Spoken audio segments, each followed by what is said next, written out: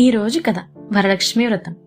అమ్మా, ఇవాళ ఇంట్లో అంతా అందంగా అలంకరించావు, ఏం పండుగమ్మా ఇవాళ అని ఆద్య ఆశ్చర్యంగా అడిగింది. అప్పుడు అమ్మ, ఇవాళ వరలక్ష్మి వ్రతం తల్లి. ఈరోజు లక్ష్మీ అమ్మవారి కోసం పూజ చేస్తాం. ఆమె మనకి ధనం, ఆరోగ్యం, సంతోషం ఇస్తుంది. అవునా, అయితే నాకు వ్రతం కథ చెప్పమ్మా అని ఆద్య అడిగింది. అలాగే తల్లి, విను.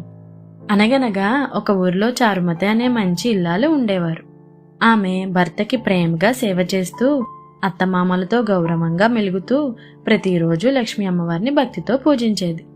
ఒకరోజు ఆమెకి కలలో లక్ష్మీ అమ్మవారు ప్రత్యక్షమై ఇలా చెప్పారు: శ్రావణ మాసంలో పౌర్ణమికి ముందు వచ్చే శుక్రవారం నన్ను వరలక్ష్మిగా పూజించు తల్లి. అప్పుడు నీ ఇంట్లో ఆనందం, ఐశ్వర్యం, సిరులు నిండుతాయి అని చెప్పారు. ఆమె ఆ రోజు ఉదయం అమ్మవారిని పూలతో అలంకరించి ప్రేమతో పూజ చేసింది.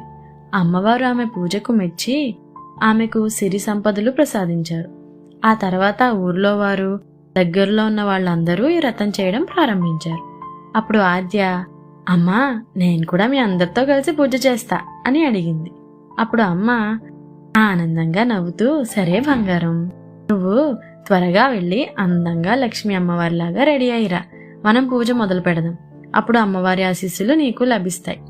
ఇలా శ్రద్ధగా మనసు నిండా ప్రేమతో చేసిన వరలక్ష్మి వ్రతం వల్ల కుటుంబానికి సౌభాగ్యం, ఆరోగ్యం, శాంతి లభిస్తాయని విశ్వసిస్తారు.